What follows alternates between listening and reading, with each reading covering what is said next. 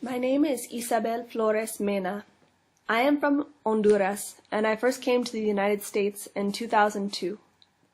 I am 34 years old, and I have 2 children. I am very scared of what will happen to me if I cannot stay in the United States. I was only 20 years old when I first came. I used to work in Houston after we crossed the Rio Grande. I worked at this small taqueria and cleaned office buildings for a while. I never lied to anyone and didn't use any fake IDs back then. It wasn't hard to get a job usually. I lived with a cousin who got status back in the late 80s through his parents, my aunt and uncle. They had green cards and we used to get together all the time. Whatever money I got, I sent to Honduras, to my parents who took care of my daughter Claudia. So this is a pretty typical scenario for an undocumented person to come into the United States. Do we have enough here to argue that she should be allowed to stay? What should be the reason why she should be forced to leave the United States? Let's go and stop here and then think about what it is that you think might make a difference in her case.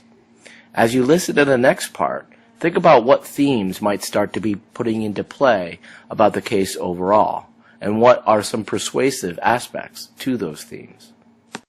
About 10 years ago, in 2004, I met Pablo. He used to work at an auto shop across from the taqueria. He is from Mexico, and he also doesn't have papers. We dated for a while. I liked him. He was quiet and really nice. We moved in together in 2005 when Pablo wanted to move to Minnesota to help his cousin start an auto shop up there. We lived together until 2007. I had another daughter, Mena Rodriguez, on January 8, 2007. She was born at Regions Hospital in St. Paul. Things were hard though. I didn't have any family in Minnesota, and it wasn't easy to get enough money to scrape by.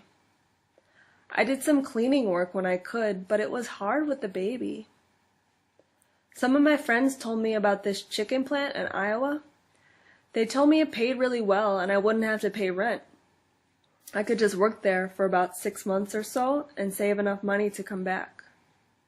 It was really hard to leave Mena and Pablo, but we thought the money was too good to pass up. I ended up going to Postville, Iowa, and worked at the agro-processors plant in December of 2007. In May of 2008, the plant was raided by immigration. About 200 workers were arrested. It was terrible. They put us in these giant warehouses and had all these guards come in. I was so scared. A lawyer came to speak to me and told me they were going to charge me with a felony for working without documents.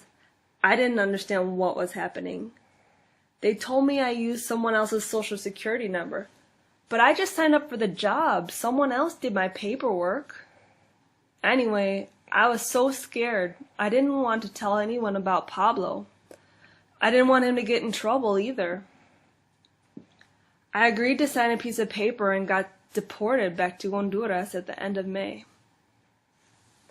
I had to come back to my family. So in 2010, I was finally able to come back to the United States. We had to pay something like $2,500, but I was with my family again.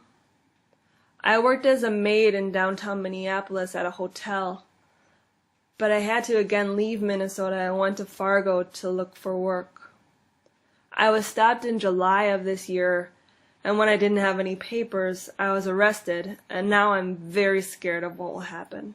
So now we know a little bit more. There's family involved, a child, and a partner, but the partner is undocumented. What role does the fact that there was law enforcement, and how about the fact that there was this raid? Now we also know that she was deported at least once and given forced warnings about what the consequences might be if she were to return. Does it make a difference that they threatened her? Does it make a difference that she only pled guilty because she didn't wanted to protect her partner? How does this play out later on in the immigration standard? I didn't want to tell you this, but I guess I don't really have any choice. When I was back in Honduras, I thought I was going to stay. It was scary to think about trying to come back to the U.S., and immigration told me that if they caught me again, I might have to go to prison for a long time.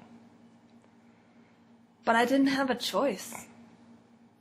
When I moved back to San Pedro Sula, I used to walk past these guys on the way home. Most nights they may yell out at me something vile, but I ignored them. But one time, this guy Rigoberto wouldn't leave me alone. He would try and stop me, and I would try and push past him. One night, when I tried to get by him, he pulled out a gun and told me that I'd better go with him. I was really scared. I knew he was in a gang, but I didn't know what to do.